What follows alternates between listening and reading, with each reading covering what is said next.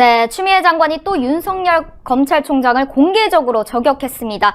윤석열 검찰총장의 쌈짓돈이라는 표현을 썼다는데요. 50억의 쌈짓돈을 가지고 있다. 이 윤석열 검찰총장이 이렇게 공개 저격을 한 겁니다.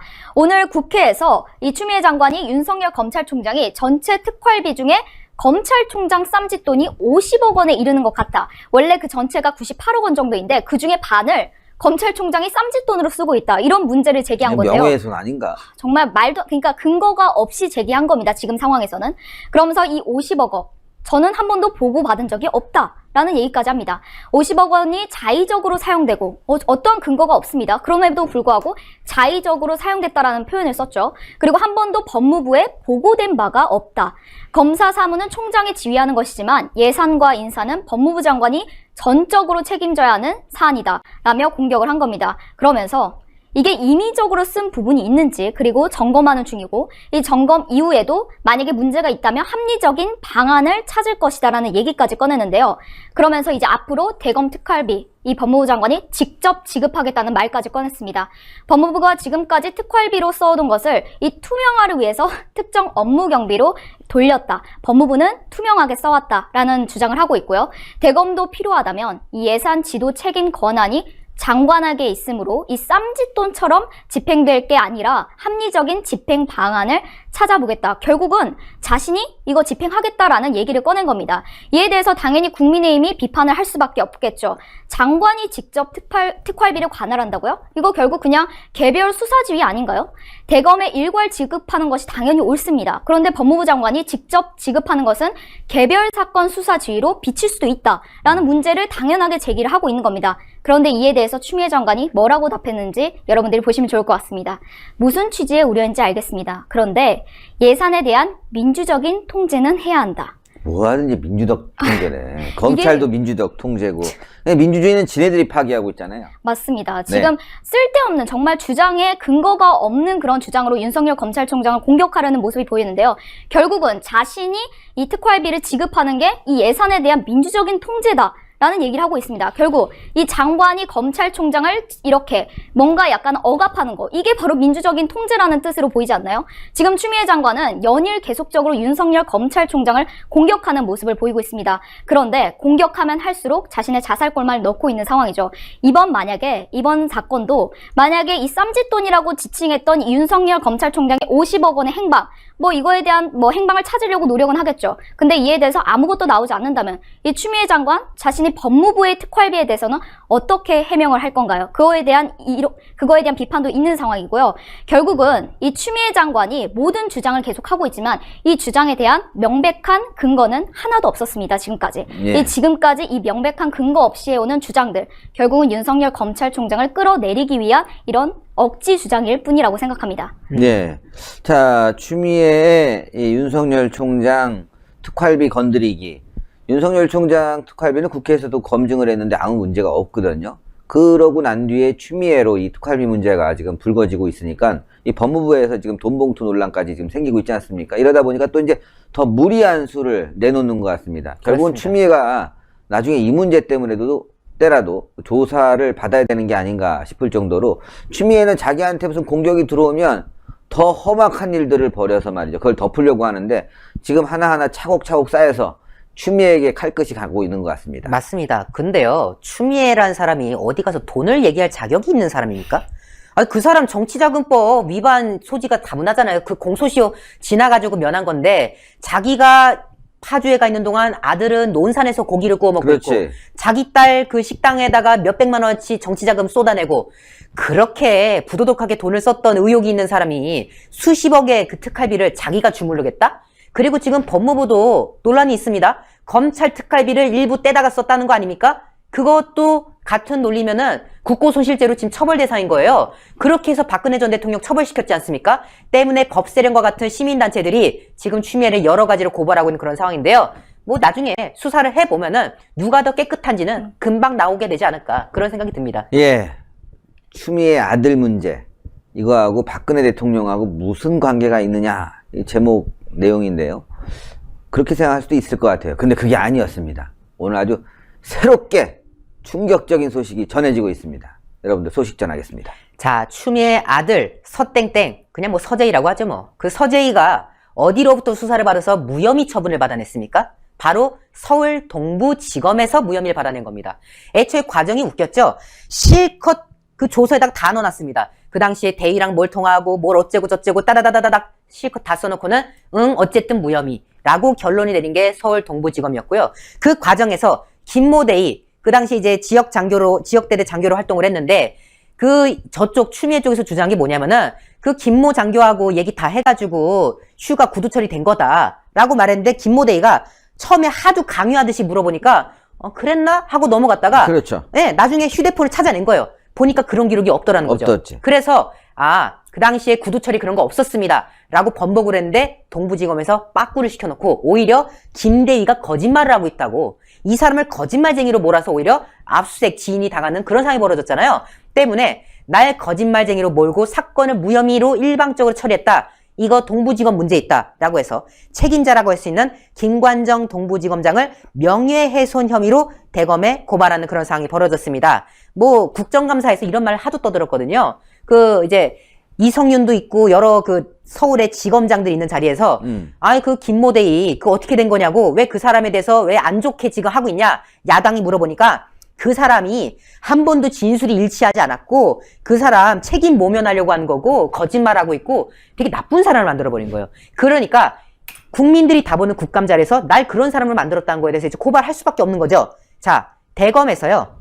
고발장 접수된 지 이틀 지난 6일, 그러니까 4일날 이제 고발을 했고 이틀 지난 6일에 중앙지검 형사 1부에 권내건 검사란 인물에게 이걸 배당합니다. 네. 저도 처음에는 그냥 중앙지검에다 줬다길래 뭐야 이것도 김관정 이것도 그냥 넘어가는 거 아니야? 저도 그렇게 생각했어요. 네, 서울중앙지검이니까 그 이성윤 소굴이잖아요. 약간 불안했죠? 대검에 고발장이 갔는데 대검에서 그쪽으로 내려보낸 거예요. 그렇죠. 대검찰청 윤석열의 대검찰청에서 서울중앙지검 보내길래 뭐야 이거 뭐 당연히 동부지검장을 수사하는 거니까 동부지검에 안 가는 건 그렇다 치는데 중앙지검은 좀 찝찝하다. 왜 대검에서 저쪽으로 보냈을까? 이런 생각했거든요. 근데 이분의 이 아버지가 아주 놀라운 이력을 가지고 있더라고요. 바로 부친이 권성 전 헌법재판관이었던 사실이 확인됐습니다. 자, 권성 전 헌법재판관의 아들이 이 동부지검장을 수사한다?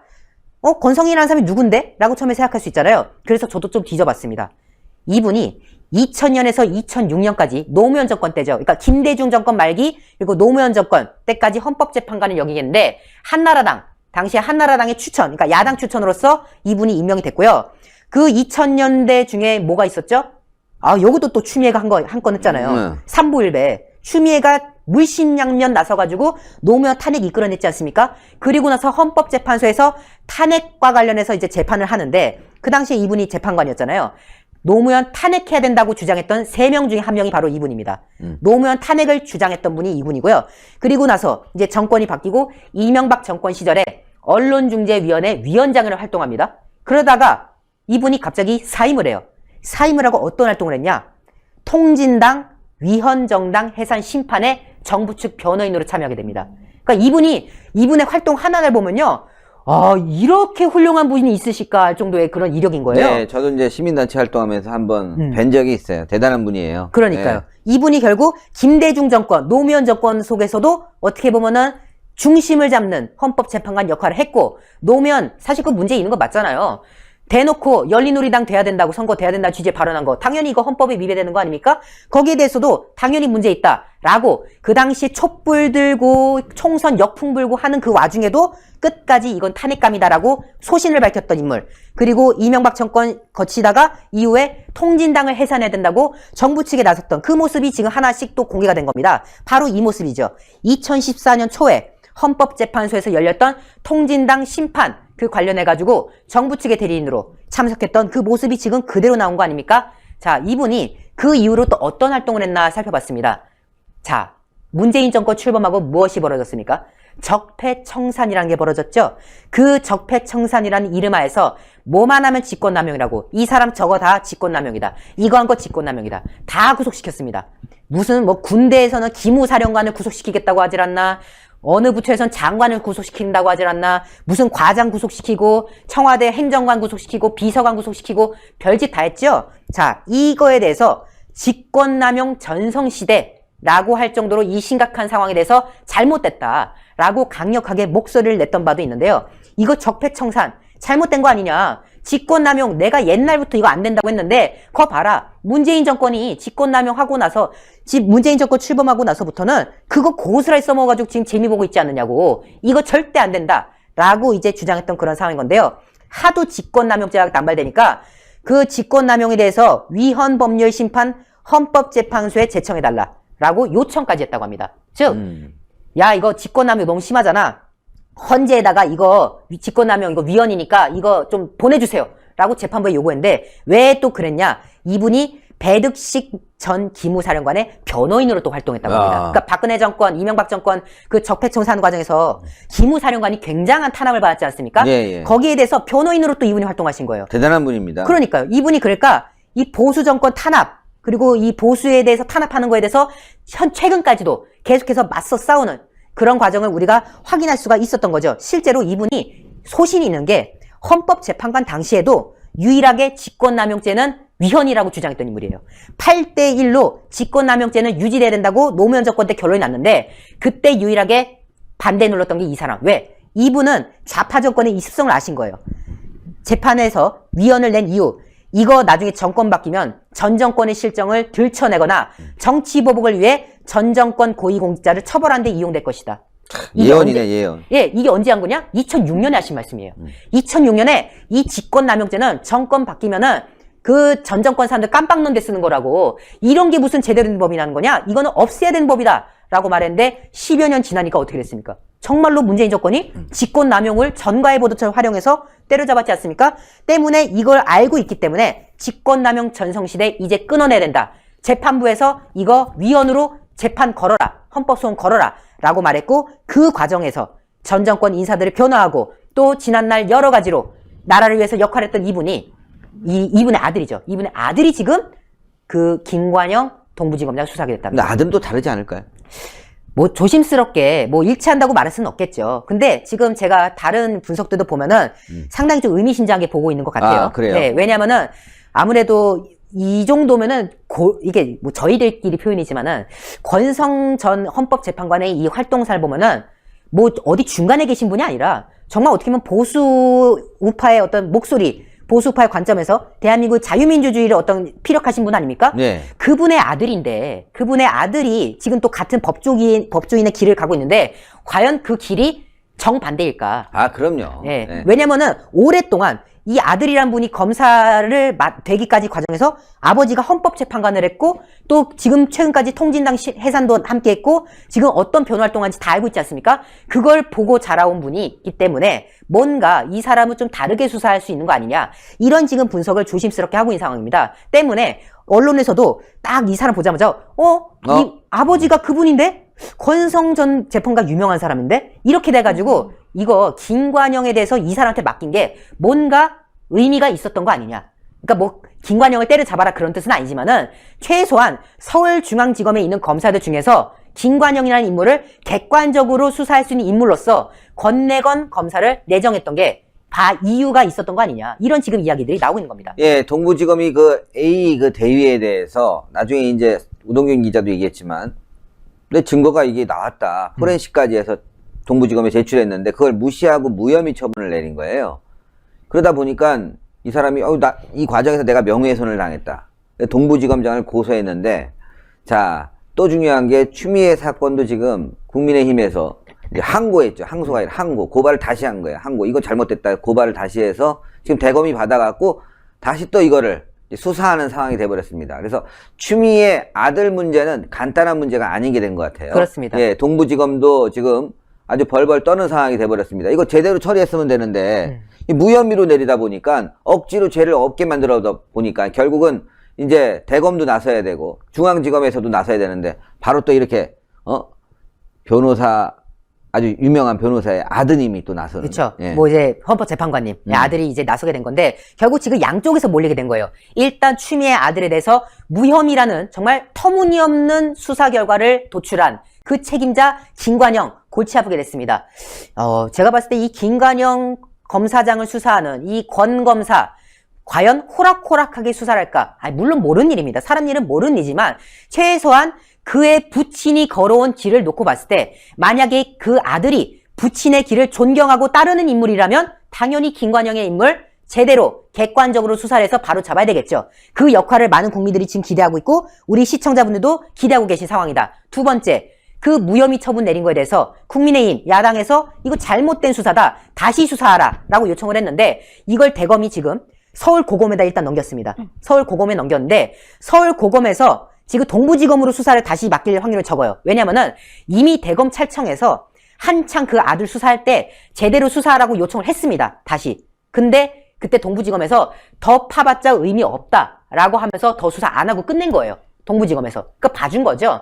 때문에 서울고검 입장에서는 어차피 동부지검에다가 내려보내봤자 쟤네는 쟤네 저번에도 할 때도 그거 그만하면 수사 다 했다고 하고 그냥 퉁 쳐버렸잖아. 뭐하러 걔한테 맡기냐? 어차피 저기다 하면은 수사 더 안 할 애들이니까 그냥 서울고검 우리가 직접 하자. 그래서 이른바 서울고검 차원에서 지금 수사를 다시 하는 그런 가능성이 지금 오히려 높다라고 지금 법조계들이 말하고 있거든요. 결국 아들은 아들대로 다시 수사하게 생길 판이고 그 당시에 무마를 해줬던 이 동부지검은 동부지검대로 곤란에 빠진 거 아니냐. 결국 양측 방면에서 지금 공세를 당하는 거 아니냐. 이런 방향이 이루어지고 있고요.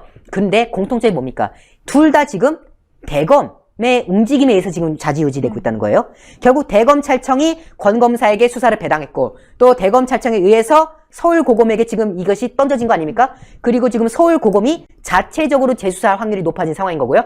결국 윤석열 검찰총장이 이끄는 대검찰청이 또 한 번 묘수를 발휘하고 있는 것은 아닌가라는 시각도 지금 법조계에 대해서 나오고 있습니다. 네, 결국은 추미애 아들 문제 제가 방송에서 윤석열 총장 이거 제대로 해야 되는데 넉놓고 있는 것 같다라고 했는데 결국은 이 절차에 의해서 결국 대검이 받게 되고 윤석열 총장이 수사를 진두지휘하는 상황으로 가버렸습니다. 그렇습니다. 야, 이거 뭐 이렇게 되면 추미애 진짜 자승자박하는 꼴이 생기겠네요. 그냥 거기서 동부지검하게 하게 놔두고 압력을 가하지 않아서 뭐 죄가 있으니까 좀 적게 처벌을 받을 수도 있었을 텐데 그렇지 않고 지금 이렇게 되다 보니까 추미애까지 아주 직격탄을 맞는 상황이 될 수도 있는 것 같습니다. 사실 그때 그런 말도 있긴 했어요. 그 동부지검에 수사할 때 그 조서에도 분명히 죄가 될 만한 거 다 써놨거든요. 죄가 될 만한 거 다 써놓고 어쨌든 무혐의 이렇게 끝낸 거거든요. 만약에 보니까 없더라 이거 하니까 문제 없더라 모르겠는데 보좌관하고 통화한 것까지 다 자기들이 기록 다 해놓고는 문제 없다고 한 거예요. 이러니까 사람들이 더 화가 난 거 아닙니까? 아니 차라리 없다고 하든가 아니면은 기소를 하든가 누가 불구속까지 바라는 것도 아니니까 재판에 넘겨야 되는 거 아니냐고. 이건 타령 문제 확실하니까. 그런데 그렇게 안 하고 아몰랑 다 무혐의, 보좌관도 무혐의, 아들도 무혐의, 그러니까 당연히 추미애도 문제 없고 다 봐주기로 끝나버리니까 너무 이게 부글부글 끓은 거예요. 오죽하면 그 당시에 그 무혐의 나고 나서 검찰 일각에서는 이게 지금 뭐 하는 짓이냐, 장관 눈치 보는 수사하는 거냐, 이런 내부 비판까지 나왔던 거 아닙니까? 결국 동부지검이 스스로 화를 자초했다. 그리고 윤석열 검찰총장, 사실 어려운 환경에 있는 건 맞습니다. 지금 대검에 있는 그 참모들이 추미애가 꽂은 사람들이잖아요. 그 다른 보도 보니까 그 대검 감찰부장인가요? 그 사람이 또 윤석열을 약간 시비 건 듯한 발언도 했더라고요. 결국 대검찰청 내부에서도 견제를 계속 당하고 있는 게 윤석열인데, 그렇기 때문에 윤석열 검찰총장이 최대한 절차를 통해서 그러니까 어떻게 보면 책을 잡히지 않는 방향에서 지금 이 추미애 아들 그리고 그것을 수사했던 동부지검을 압박하는 모양새가 벌어지고 있다. 여기에 대해서 우리 국민들도 많은 관심을 기울이는 것 같습니다.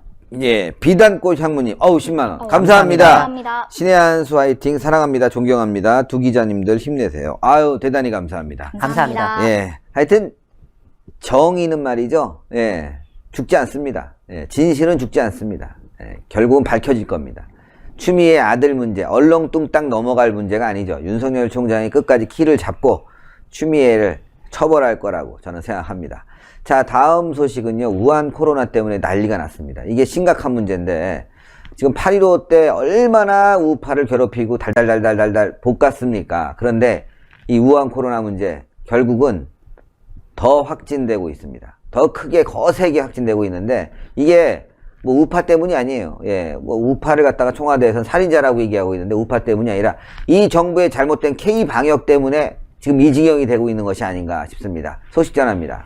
네, 오늘 코로나19 수치 총 223명입니다. 굉장히 높은 수치인데요. 이게 주말 내내 200명대가 유지가 됐다라는 겁니다. 주말에는 검사 수가 확연히 적습니다. 그럼에도 불구하고 200명대가 유지가 되는데요. 이 유지되는 가운데에서도 민노총 집회는 열렸습니다. 전국 곳곳에서 열렸는데요. 여러분들이 이 사진 함께 보시면 좋을 것 같습니다.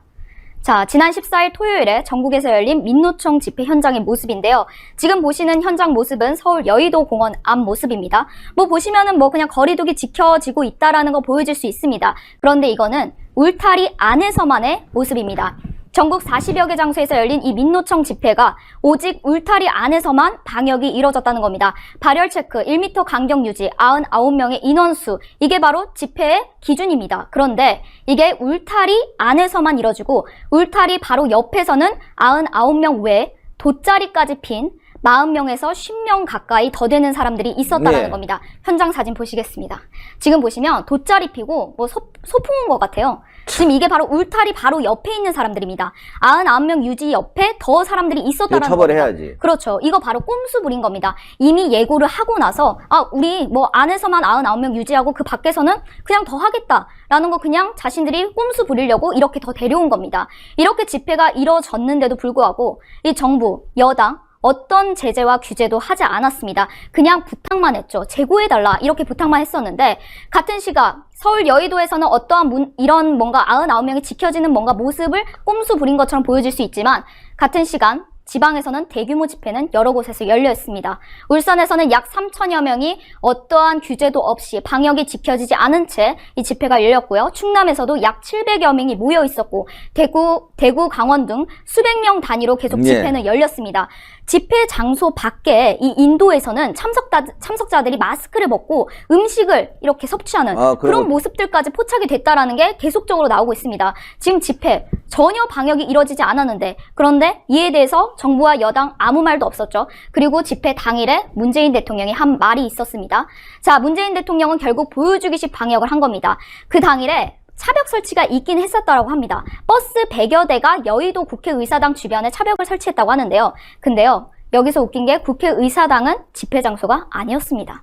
차벽 설치, 집회 장소가 아닌 곳에 이루어졌고 이건 결국 보여주기식 방역이었던 거죠. 문재인 대통령은 집회 당일에서야 말을 꺼냈습니다. 오늘 주말 집회는 재고돼야 한다. 이미 집회가 열렸는데요. 억지로 부탁하는 것 같아요. 그렇죠. 이미 집회는 열렸고 그냥 보여주기식이죠.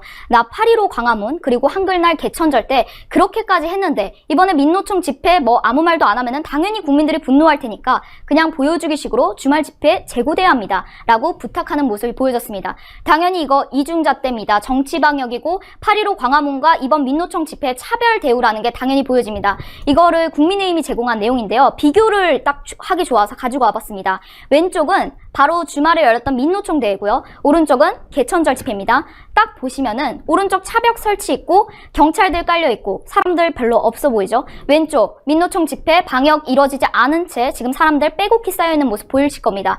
더 중요한 게 있습니다.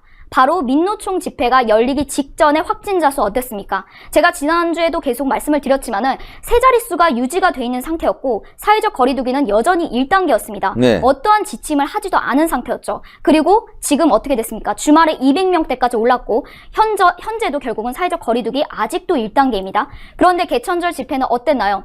두 자릿수였음에도 불구하고 2단계를 계속 유지했었고 이 정부는 차벽 설치까지 하면서 광화문 집회를 못하게 했습니다. 이러한 차별 대우 보이시면은 딱 그냥 국민들이 보기에도 이거 당연히 그냥 선택적 방역 아니냐 이런 비판 나올 수밖에 없는 상황이거든요. 하루 전까지도 정부 대응은 달랐습니다. 노 차벽, 노 가이드라인, 노 펜스 전혀 없었습니다. 그런데 개천절 집회는 며칠 전부터 차벽 설치하겠다, 현행범 체포하겠다 계속적으로 압박을 가했었죠. 그런데 이번 민노총 집회는 확진자 수가 계속 늘고 있음에도 불구하고 계속해서 그냥 보여주기식 방역 지침만 내리는 뿐이었습니다. 이에 대해서 하태경 국민의힘 의원이 문재인 대통령의 선택적 방역이었다라는 비판을 했습니다. 이게 본질이 똑같은 두 집회다. 집회는 똑같은 겁니다. 기준이 똑같아야 되는데 문재인 대통령의 분노는 선택적이다. 문재인 대통령을 비난하는 이 정권에게 비난하는 이 8.15 광화문 집회는 그렇게까지 압박을 했으면서 민노총 집회 자신들의 그런 민노총 집회는 그냥 보여주기식으로 분노가 선택적이었다. K방역 결국 불공적인 방역으로 전락했다라는 말까지 했고요. 문재인 대통령의 불공적인 방역이었다라는 얘기를 했습니다. 보수 집회가 방역을 이유로 며칠 전부터 이 공포 분위기를 조성하고 차벽까지 쌓으면서 사전 차단을 했습니다. 그런데 왜 민노총 집회는 집회 당일 사후 책임을 묻겠다고 하는 겁니까? 이미 집회가 열리기 딱 시작 전에 사후 책임 묻겠다라고 얘기했습니다. 보수 집회에는 영혼까지 끌어서 영끌에서 감정적 분노했으면서 왜 좌파 민노총 집회는 거차례 보여주기식 이성적 경고만 하는 겁니까? 이러한 당연한 비판이 이어지고 있는 상황이고요. 이에 대해서 시민들의 그날 당일에 민노총 집회가 열리자 SNS에 엄청난 분노의 글들을 올리기 시작했다고 합니다. 민주노총의 도심 집회 강행, 왜 사랑제일교회와 다를 게 없는데 왜 막지 않았죠? 이런 이야기가 계속 올라왔다고 하고요. 도심 집회를 강행한 이 민주노총, 왜 살인자라고 부르지 않으세요? 이런 이야기 올라왔습니다. 노영민 비서실장의 그런 이야기를 계속적으로 하는 거고요. 수능이 곧 다가옵니다. 그런데 수능이 이제 곧 다가오는데 2주 후에 수능이 다가옵니다. 그렇다는 건 민노총 집회가 열리고 나서 잠재적 기간이 2주 정도 될 텐데 수능 기간에 이 민주노총 때문에 코로나가 갑자기 또 커지면은 이거 어떻게 할 거냐 이런 비판까지 이어지고 있는 겁니다. 그리고 왜 같은 집회인데 왜 대응은 다릅니까? 이런 얘기까지 있습니다. 방역 지침 자체가 일관적이지 못합니다. 계속 변하고 있습니다. 사회적 거리두기를 자기들 마음대로 5단계로 일괄 분할까지 했는데도 불구하고 이번에는 민노총 집회가 열렸는데도 사회적 거리두기 올리지 않았습니다. 여전히 올리지 않고 있는 상태이고요. 형평성의 논란은 피할 수 없어 보입니다. 이런 비판들이 이어지고 있고요. 확실한 대응 방식을 만들어서 이 집회 성격에 구분 없이 적용됐으면 좋겠다. 이런 시민들의 반응까지 이어지고 있습니다. 예. 참 선택적이죠. 예. 정치 그리고 방역. 정치 방역이고 제대로 된 방역도 아니고 이것 때문에 많은 사람들이 힘들어하고 경제도 안 좋고 그야말로 엉망진창 아니겠습니까? 시청자 여러분들. 이 방역 언제까지 갈까요? 우리 집회를 해야 되는데 집회를 또 우리 애국우파들은 또 못하고 있죠. 그런 가운데 우리 애국자들은 지금 다 또 구속이 돼 있습니다. 정광훈 목사님, 김경재 총재 등 많은 사람들이 지금 구속이 돼 있는데요. 자, 정광훈 목사님 오늘 구형이 나왔는데 그 소식도 함께 전해드리겠습니다. 네, 저희 신혜스 대표께서 지적해주신 대로 지금 많은 분들이 특히 8.15를 거치면서 재수감되거나 구속되는 일들이 벌어지고 있습니다. 왜 이 정권은 자신들에게 한없이 관대한 세력들은 봐주고 자신들을 비판하는 세력은 이렇게 빵에다 넣으려고 혈안이지 이해할 수가 없죠. 오늘 그 구형 소식이 너무도 충격적입니다. 기가 막힌데요. 하나하나 설명드릴 예정이니까요. 아직 추천 누르지 않으셨다면 꼭 추천을 먼저 지금 눌러주시고 안 누르신 분들 많으니까요. 눌러주시고 영상 함께 해주십시오. 16일 열린 결신공판, 서울중앙지법의 결신공판에서 전광훈 사랑제일교회 목사님에 대해서 공직선거법 위반 혐의로 2년 징역, 명예훼손 혐의로 징역 6개월 해가지고요. 총 2년 6개월을 선고해달라라고 지금 재판부에게 요청을 했다고 합니다. 정광훈 목사님이 뭘 했다고 징역 2년 6개월을 받아야 되는 겁니까? 물론 아직 이건 구형이지만 지금 이 정권이 워낙에 정광훈 목사님을 향해서 공세를 취하고 있는 상황이기 때문에 여차하면 이게 유죄로 지금 귀결될 수 있는 그런 상황이라고 우려들을 많이 하고 계시지 않습니까? 자, 일단 공직선거법 위반으로 왜 2년인가 좀 봤습니다. 봤더니요. 이유가 뭐냐? 사전선거였다는 거예요. 광화문 집회와 기도회에서 21대 총선에서 자유한국당을 비롯한 우파 정당을 지지해달라. 이게 징역 2년감이라고 합니다.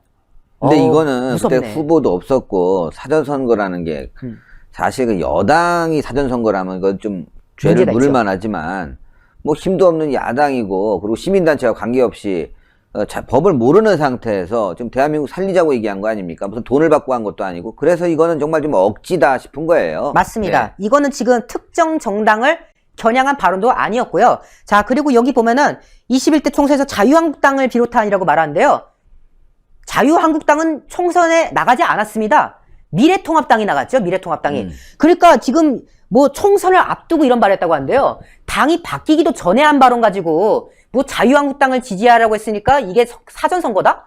애초에 사라졌는데 그 당이 자유한국당이라는 정당 자체가 없어졌는데 어떻게 자유한국당 지지 발언을 했다고 선거법 위반이 될 수가 있나요? 없는 당인데? 비례투표에도 없어져 있는 당인데 어떻게 이게 선거법 위반입니까? 억지도 이런 억지가 없다라는 지금 법조계 지적도 나오고 있는 그런 상황인 겁니다. 자, 그리고 특정 인물 전향한 거 없습니다. 뭐 누구를 뽑아주세요라고 한 것도 아니잖아요. 그것도 아니지. 어느 지역구에 누구 나올 거니까 누구 뽑아주세요. 한 것도 아니고 말씀하셨지만은 애초에 사전선거라는 거는 힘이 있는 여당에서 미리미리 약간 포섭하는 그런 경우의 수를 고려해서 만들어진 법이지 무슨 야당 뭐 이런 게 아니지 않습니까? 설령 그렇다고 하더라도 애초에 자유한국당을 지금 운운하고 있는 그런 상황인 건데 참 웃긴 거예요. 이게 지금 이걸 가지고 2년을 때린다? 그러면은 노무현 전 대통령 그 탄핵 당할 뻔했던 그거 있지 않습니까? 여당이 이겨야 된다고 여당이 뭐 해야 된다는 그 발언? 그럼 그것도 지금 잣대면은 빵에 들어가는 발언인 건가요? 대통령이 무려 그렇게 그건 말했는데? 탄핵에서 이제 헌법재판관들이 무혐의 처분했어요. 그러니까요. 기각이 됐지 않습니까? 기각이 됐어요. 네. 앞서 제가 이제 권성 전 그 재판관 이야기도 했지만은 그 당시에 3명 빼고는 다 그거 문제 없다고 했지 않습니까? 기각해버렸지 않습니까? 그런데 어떻게 일개 시민이 한 발언에 대해서 이렇게 2년을 때리고 있느냐. 당연히 과하다, 심하다, 말도 안 된다 라는 지적이 나오죠. 그런데요. 더 말이 안 된 게 있습니다. 자, 앞에서 공직선거법이 2년이라고 했고요. 명예훼손으로 6개월 또 때린다고 했잖아요. 도대체 뭘로 명예훼손을 했나 봤더니요. 집회 중에 대통령이 간첩이다. 대통령이 대한민국에 공산화를 시도했다. 이게 지금 징역 6개월이에요. 평가잖아, 이거는. 네, 징역 6개월이래요. 말도 안 되는 거지. 문재인의 간첩. 대통령이 지금 남북 정상회담 하면서 북한하고 4.15 또 뭐 6.15 공동선언 이런 부분들 북한에 유리한 방향의 연방제 통일안에 대해서 얘기한 부분을 지적한 거 아닙니까? 이 정도 얘기는 국민으로서 평가할 수 있는데 이게 명예훼손이다. 그럼 대통령에 대해서 정치적 활동에 대해서 아무 말도 못한다는 얘기잖아. 이거 독재적 발상이죠. 그렇죠. 자기들이 그렇게 맨날 씻고 뜯어서 안달인 전두환 정권을 지금 롤모델로 삼겠다는 겁니까? 전두환 정권도 이렇게까지 했을까요? 전 잘 모르겠습니다. 아니 대통령이 너무 친북스러운 행보를 보이니까 간첩 같다. 이제 정강 목사님께서 집회 때마다 늘 트는 영상이 신영복 교수를 존경한다는 뜻이 있습니까? 신영복 교수는 간첩의 왕이라고 불렸던 인물 맞잖아요. 그 사람이 진짜로 그 수십 년의 그 옥중생활 과정에서 그 사람의 행적이 문제가 있었기 때문에 그만 처벌을 받았던 거 아닙니까? 그나마 좌파 쪽에서 뭐 불쌍한 사람인 것처럼 그 사람이 억울한 것처럼 뭐 말을 한다고 하지만은 어쨌든 그런 사람을 존경한다고 하니까 그리고 김원봉 같은 사람을 국군의 창시자라고 주장을 하니까 당연히 간첩이라고 생각이 드는 그런 순간이 있을 수밖에 없죠. 그래서 그 발언한 건데 명예훼손이다. 대통령이 공산화 시도하고 있다. 하는 거 보십시오. 경제정책, 국방정책 뭐 하나 제대로 된 게 있습니까? 그런 생각 할 만도 하지요. 자 그러면은 지금 이게 명예훼손이면은 허위사실 명예훼손인가요? 아니면 사실적시 명예훼손인가요? 전 그것도 궁금해요. 사실적시에 의한 명예훼손이 될 가능성이 높지. 그러니까요. 이거 제대로 이거 나중에요. 명예훼손 유죄 때리거든. 사실이라서 명예훼손인 건지 허위라서 명예훼손인 건지 이거 좀 재판부가 명확하게 해주실 필요가 있습니다. 그렇잖아요. 어쨌든 정광훈 목사님에 대해서 이런 식의 황당한 판결들을 늘어놓고 있는 그런 상황인 건데 자 그런 와중에 이제 그 검찰 측이죠. 이제 구형을 때리는 검찰 측에서 이렇게 말을 해요. 피고인은 대중의 영향력으로 다수의 국민을 이용한 만큼 사안이 가볍다 볼 수 없다. 즉 피고인이 대중의 그 영향력, 집회에서 힘을 이용해가지고 국민들을 뭐 선동했다. 뭐 이런 식의 지금 말을 하는 거예요. 수사와 재판 과정에서 지속해서 정치적 탄압을 강조하고 결과를 받아줄 수 없다는 것을 공개로 표현했다. 그러면 죄를 인정할 수 없으니까 인정할 수 없다고 말하지. 그러면은 네 죄를 네가 알렸다 하면은 무조건 뭐 무릎 꿇어야 되는 겁니까? 이게 지금 뭐 조선시대 사또나리 앞에서 무슨 무릎 꿇고 줄이 틀고 하는 게 아니잖아요. 당연히 내가 그 죄가 아니다. 나는 명예훼손에 해당하지 않고 나는 공직선거법 위반한 적 없다. 라고 생각하기 때문에 당당하게 그 얘기를 하는 건데 재판 과정에서 결과를 받아들일 수 없다고 우기고 있다. 때문에 이 사람 징역 때려야 된다. 그러니까 죄를 인정하지 않았기 때문에 더 해야 된다. 이런 지금 조선시대식 구형을 지금 내리고 있는 그런 상황인 거고요. 뭐 계속 이제 뭐 선거운동한 거다. 그리고 발언이 우발적인 게 아니다. 저거 다 계산적인 발언이다. 그렇기 때문에 저 사람 집어넣어야 된다. 이런 식의 지금 발언하는데요. 당연히 어이가 없을 따름인 거고요. 자, 앞서 코로나 얘기도 하셨지만은 정광훈 목사님 얼마나 탄압받았습니까? 지금 민주노총은 저렇게 집회를 해도 아무 말도 못하는데 제보해달라고 밖에 못하지 않습니까? 정작 정광훈 목사 보석되고 나서 집회 그거 했다고 해가지고 불법 집회했다고 들이밀어가지고 보석 취소하고 다시 재수감시켰지 않습니까? 이처럼 보수 진영에 대해서는 한없이 탄압을 하는 이 정권의 모습을 우리가 또 한 번 확인한 건데 이제 선거법 2년 명예훼손 6개월로 또 한 번 정광훈 목사를 압박하겠다고 하는 이 정권 참으로 어이가 없고 많은 분들께서 우려의 목소리를 이어가고 계십니다. 네.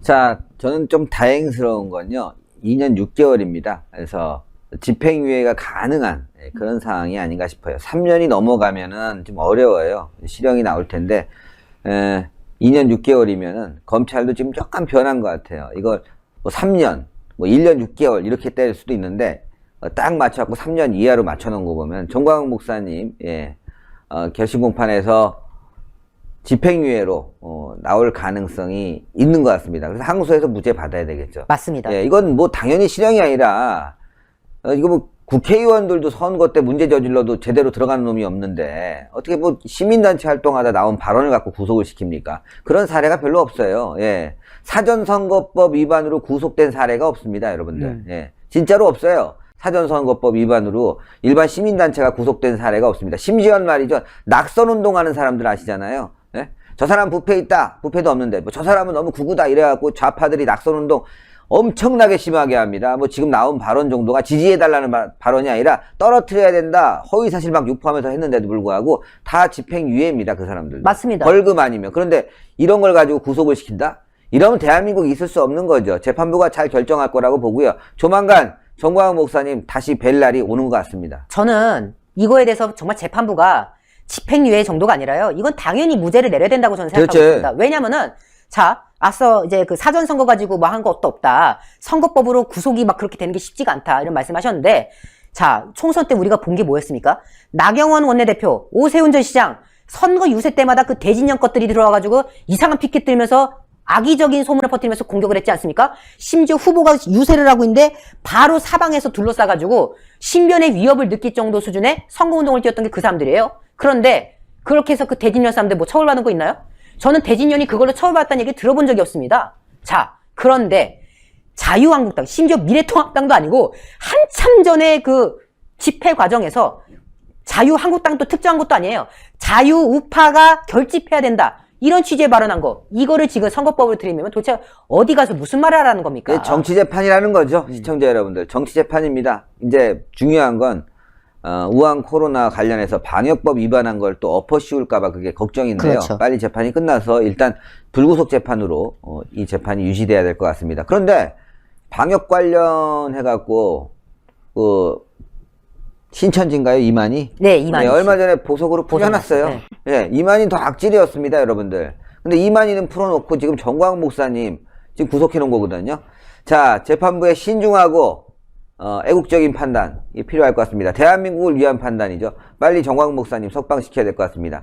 자, 질병관리본부 정은경이가 또 협박을 하고 나섰습니다. 200명에서 400명 나올 가능성이 있다, 다음 주면. 그런데 실제로 말이죠, 한 2만 명 정도 조사하면 최근에는 한 400명에서 700명 나오는 수준입니다. 개판 5분 전입니다. 어쨌건 자꾸 숨기고 있는데 그 소식도 함께 전하겠습니다. 네, 민노총 집회가 끝나자마자 갑자기 확산될 조짐이 예고가 되고 있는 겁니다. 2주의 이 잠복기 끝나고 나서 이 민노총 집회에 대한 코로나 확진자 분명히 나타날 수 있습니다. 그런데 그거를 미리 책임을 회피하려는 모습이 보이고 있습니다. 또 꼼수지. 네, 그렇죠. 정은경 본부장이 2, 4주 후에 이 300~400명씩 발생할 가능성을 예고한 겁니다. 예언자가 되신 건데요. 현재 재생산 지수가 1.12로 1.1이 넘은 상황이다. 현재 여기서 재생산 지수가 1이 넘으면은 이게 유행의 가능성이 더 퍼질 수 있다라는 뜻입니다. 다양한 단기 예측을 보면은 현재 수준에서 사람 간의 접촉을 줄이지 않으면 2주나 4주에 300명에서 400명 가까이 발생할 수 있다. 사람 간의 접촉을 줄여야만 이게 발생하지 않는다는 뜻으로 보이는데, 그럼 왜 주말에 그 집회에 대한 아무 언급도 없었습니까? 라고 묻고 싶은데요. 결국은 민노총 집회를 어떻게든 피해가보려는 그런 책임 회피의 모습이 보입니다. 이 이유를 어떻게 들었냐면 동절기 위험 요인으로 들었습니다. 이 300~400명씩 증가할 수 있다라는 거, 그거를 이유로 12월 3일 수능, 그리고 성탄절 연휴, 연말 연시 연휴 등을 들었는데요. 여기에 어디에도 민노총 집회 없습니다. 민노총 집회 때문에 확산될 수 있다라는 얘기가 전혀 없다라는 거죠. 그렇다는 건 이에 대한 정부의 책임은 전혀 없을 것이다라는 걸 예고해주는 그런 모습인데요. 뭔가 약간 남의 나라 일처럼 말하는 것처럼 보입니다. 이게 지금 남의 나라의 일이 아닙니다. 300~400명씩 증가할 수 있다, 이런 이야기 자체가 도대체 대한민국에서 그런 일이 일어날 수 있다라는 건데, 그럼 위험 요인이 예고를 하는 겁니다. 이거에 대해서 방역을 제대로 하겠다가 아니라 예고하고 있는 겁니다. 중환자 병상을 확충을 했는데 기하급수적으로 만약에 확진자가 늘어날 경우에는 의료 대응 체계에도 부담을 줄 수 있답니다. 의료 대응 체계도 잘 이루어지지 않을 수도 있다. 그냥 예고하는 겁니다. 그러면서 대규모의 발생이 올 수 있기 때문에 지금 단계에서는 사회적 거리두기를 강화하거나 사람 간의 접촉을 줄이는 노력이 필요한 상황이라고 합니다. 이제 와서 200명대 확진이 계속 늘고 있고 민노총 집회 다 열었는데 이제 와서 사회적 거리두기 강화한다고, 그리고 사람 간의 접촉 줄인다고요? 이 노력이 결국은 이게 줄일 수 있는 가능성이 있을까요? 이미 끝나고 나서야 이런 말을 꺼내는 이유가 뭘까요? 당연히 의심스럽죠. 그런데요, 여러분들 기억하실 겁니다. 8.15 집회 이후에 이 정은경 관리청장은 분명히 이런 말을 했습니다. 지금 수도권에는 지금껏 진단되지 않았던 무증상 경증 감염자가 누적돼 있다. 라며 코로나19 서울 경기뿐 아니라 전국에서 확산되고 있다. 이거를 8.15 집회 끝나자마자 무섭게 얘기한 겁니다. 지금 바로 유행 상황을 통제하지 않는다면 확진자 수 기하급수적으로 검사를 수없이 증가해서 의료 시스템 붕괴, 또 막대한 경제적인 피해로 이어질 수 있는 위기 상황이다. 그런데 전혀 변함이 없네요. 결국은 지금도 K방역은 변함이 없다라는 걸 보여주고 있습니다. 8.15 때, 그리고 지금 민노총 집회 열렸습니다. 근데 지금 3달이 거의 가까이 지났는데 지금도 만약에 2, 4주 후에 300~400명씩 증가할 경우에 의료 시스템이 제대로 이루어지지 않을 수 있다. 이거 8.15 이후 때도 말했던 이야기입니다. 결국 K방역은 변함이 없다라는 거죠. 그러면서 이번엔 또 젊은 층에게까지 이 비난의 대상을 돌리기 시작했습니다. 젊은 층은 이전에도 60대 이상의 연령층과 비슷하게 감염이 됐을 것이다. 그런데 최근에 무증상도 많고 이게 앓더라도 경증으로 앓기 때문에 의료기관 방문이나 검사를 받는 기회가 적어서 적게 발견된 것이다. 라면 최근에 여러분 기억하시겠지만 10월 마지막 날 이태원에서 열렸던 할로윈데이, 그렇죠. 할로윈데이 때문에 이게 또 증가하는 추세가 보이지 않을까 해서 이걸 또 젊은 층에게 비난을 돌리는 그런 모습까지 보이는 겁니다. 얘기를 안 하지? 그렇죠. 어떠한 얘기도 없었습니다. 저는 진짜 정말 이 이야기 중에서 민노총 집회 이야기가 한 번쯤은 나올 법한데 같은 패거리라서 그래. 그렇죠. 집회에 대한 얘기가 전혀 없었다라는 겁니다. 그래서 해결책은 뭘까요? 당연히 해결책 내놔야겠죠. 2, 4주 후에 300~400명씩 일일 확진자가 늘 수도 있다라는 예고는 하면서 그럼 해결책을 내놔야 될 텐데 지금 단계에서는 사회적 거리두기를 강화하거나 사람 간의 접촉을 줄이는 노력이 필요합니다. 전혀 대응이 없습니다. 저거는 제가 한 2월 달부터 계속 봤던 멘트 아니에요? 이러니까 이 정은경이란 분이 그냥 브리핑이 있는 분이다. 오죽하면 박근혜 정부에서도 저 사람 능력 없다고 그래서 좌천시켰을까. 그래가지고요. 정은경, 이분 비난할 생각은 전혀 없습니다만은, 근데 네티즌이 그렇게 댓글 단 거예요. 댓글 단 거에 뭐라고 했냐면은, 저분 사실 초반에 좀 많이 띄워줬잖아요. 문정권에서. 열심히 뛰고 있다. 질병관리본부장 해가지고. 근데 나중에 이 민낯이 조금씩 나오니까 박근혜 전 대통령이 사람 본 눈이 또 좋다는 게 인증됐다. 이른바 이분이 이제 박근혜 전 대통령 때 메르스, 그때도 이제 브리핑 열심히 했던 역할인데, 그리고 책임 인사로 해가지고 아마 좀 밀려났었을 거예요. 그러다가 문정권에서 띄워준 거거든요. 밀려난 데 이유가 있구나. 박근혜 정권 때 그렇게 메르스 때 브리핑 열심히 하고 쫓겨났길래 저것도 찍혀서 쫓겨났나 보는데 감이 원래 그런 거 아니었던 거냐? 그런 말도 나왔거든요. 이른바 박근혜 전 대통령 블랙리스트 1호라고 불린 사람이 연극 감독인가 그건데, 그 사람하고 자기 억울하다고, 자기 문재인하고 친하다고 떠들었는데, 알고 보니까 세상에 여성 단원을 막 그렇게 희롱했던 거 아닙니까? 결국 또 한 번 해안이 드러났다. 라는 점이 나오고 있고요. 잠깐만 이 자료를 한 번 더 보여드려도 될 것 같아요. 예. 지금 코로나 하잖아요. 저 이거 깜짝 놀랐습니다. 저게 오늘 223명 늘었댔잖아요. 검사 중 보세요. 검사 중은 1900명 늘었는데 확진자가 223명 는 거예요. 이거 지금 몇 분의 몇입니까? 지금 몇 명 중에 한 명꼴로 지금 나온다는 거 아니에요? 검사 돌려봤더니 엄청 많아. 검사율이 지금. 자, 검사 확진율이 굉장히 높아졌어요. 맞습니다. 지금 검사 중 수치가 이만큼 늘었다는 거는 그날 데이터가 이게 주말이라서 이거밖에 안 했을 텐데 지금 이렇게 됐다는 거 아닙니까? 자, 한창 광화문 그날 입혔을 때요. 뭐라고 해야 되죠? 검사 전화까지 와가지고 당신 광화문 집회 갔지 않냐고, 검사 받으러 오라고, 검사 안 받으면 벌금 낼 거라고. 그렇게 해서 하루에 몇만 명씩 검사 때렸지 않습니까? 광화문 집회 접촉자니 뭐니 해서 10,000명, 20,000명씩 해서 몇백 명 나왔는데, 이제는 2,000명을 검사 안 해도 200명이 나와요. 자, 이제는 이렇게 되면은 지금 광화문 사랑제일교회 때보다 훨씬 더 심각한 거 아닙니까? 심각해요, 지금. 근데 민주노총을 안 잡고 있어요. 그러니까요. 왜 민주노총에 대한 이 집회 참가자들에 대해서는 문자 안 돌리는 겁니까? 조사받으라고, 검사받으라고. 검사 받으라고 해야 되는 거 돌려야 아닙니까? 돼요, 이거. 지금 200명대, 300~400명대까지 올라갈 수 있다는 거 예고하는 상황인데도 불구하고 그런 어떤 해결책이 없습니다. 민주노총에 대한 방관만 하고 있는 건데요. 그런데 이제 와서 사회적 거리두기 강화, 이 접촉을 줄이겠다고 하지만 결국은 지금 정부가 이제 와서 거리두기 올려봤자 이미 민주노총 집회가 열렸고요. 사람들 간의 접촉은 이미 생겼고요. 그리고 할인 쿠폰까지 이미 널리 퍼뜨려졌죠. 이러한 상황 속에서 어떻게 거리두기가 강화된다고 해서 이 확진자 수가 줄 수 있겠습니까? 그런데 지금 여기서 비교해야 될 게 계속적으로 있는 겁니다. 8.15 때와 지금의 현상을 계속적으로 비교하고 싶은데요. 8.15 때는요, 사회적 거리두기 3단계까지 올라갔습니다. 그런데 지금 여전히 1단계죠. 민주노총 집회 열리고 나서 1.5단계를 생각해 봐야 된다라는 얘기 나오지만 어떠한 곳에서도 민주노총 집회 때문에 1.5단계 격상해야 된다라는 그런 보도가 없습니다. 그냥 집단 감염, 무증상 감염 이런 것 때문에 1.5단계 올려야 된다 이런 이야기만 있는 겁니다. 어디에도 저는 민주노총 집회에 대한 비판을 찾아볼 수가 없었던 상황입니다. 이에 대해서 네티즌들의 반응이 별로 좋지 않습니다. 당연히 그렇겠죠. 이런 선택적인 방역에 대해서 비판을 이어갈 수밖에 없는 겁니다. 민노총 집회 끝나고 이제서야 한마디 하시는 겁니까? 갈수록 점점 비호감이시네요. 라는 이야기가 있고요. 골든타임 놓쳤습니다. 국민 핑계 그만 대세요. 라는 얘기하고 있고요. K방역이라면서요. 신의 경지같이 이야기하던데 다음 달은 400명 이상으로 계획을 잡고 있습니까? 이제는 계획까지 잡고 있다. 다음 달에 400명을 맞추자. 조사 수를 말이지. 10,000명 하니까 200명 나오는데 다음 달엔 2만 명으로 해보자. 아니면은 10,000명에도 2만 명. 어차피 많으니까 검사자 수 유지하면은 어차피 알아서 400명 가요. 그러니까 조사율을 되게 막 축소하거나 지네 마음대로 넓히고 말이죠. 아주 조절을 하고 앉았어요, 쟤네들이. 큰일 났습니다, 진짜. 이러니까 정치 방역이죠. 자, 이렇게 정은경처럼 민노총은 놔두고, 우파는 때려잡고. 근데 지금 문바들이 딱 그 꼴입니다. 추미애가 얼마나 못해요. 추미애 때문에 지금 많은 사람들이 부글부글 거리지 않습니까? 근데 추미애는 떴어요. 문바 사이에서. 한 줌도 안 되는 문바들이 지금 말이죠. 우리가 추미애다. 그러고 나섰다고 합니다. 소식 전합니다. 네, 추미애 얘기를 다시 저희가 하게 되었습니다. 회색엄지 까맣게 먼저 짚어주셔야 됩니다. 문바들의 이 악행이 얼마나 심각한가, 이루 말할 수가 없는가를 우리가 다시 한번 상기할 필요가 있겠는데요. 잇따른 자책골에 의해서 여당, 지금 내부에서도 속 터지고 있지 않습니까? 야, 이거 장관 언제까지 둬야 되는 거야, 이거? 참. 이 윤석열 적당히 잡으라고 했더니 아주 대놓고 싸우고 있잖아. 처음엔 좋았겠죠. 윤석열은 어쨌든 처음에 손발 묶어서 울산 선거농단도 끝내고 조국 수사도 약간 조금 흐리흐리해지고 하니까 역시 추미애가 5선을 해서 그런지 짬이 있네 라고 했겠지만은 이 가면 갈수록 사람 고집만 더 세지고 있고 하다못해 이제 여당 야당 가리지 않고 막 승질을 내고 있지 않습니까? 심지어 아들 문제 터져버렸죠. 정치자금 문제 터져버렸죠. 내부 비리가 터져버리니까 더 두기가 부담스러워지는 거예요.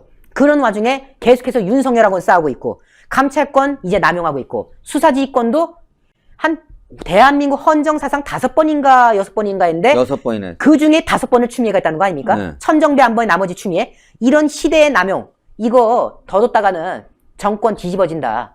추미애 때문에 날아가게 생겼다. 아, 추미애 정말 보수 아니야? 이런 생각이 지금 드는 그런 상황인 거죠. 이런 와중에 이번에 유명한 일화가 또 있었습니다. 12일에 이건 뭐 저희도 소개했지만은 국회 예결위에서 추미애가 또 야당 의원하고 또 싸우려고 들어요. 아, 뭐야 하면서 다 승질냈는데 참다가 정성호 예결위원장, 민주당 소속인데 정도껏 하십시오라고 말한 거예요. 그만 좀 하세요. 정도껏 하시라고 승질 내버린 거죠. 왜? 같은 이 세력이 봐도 화가 나는 거예요, 이게.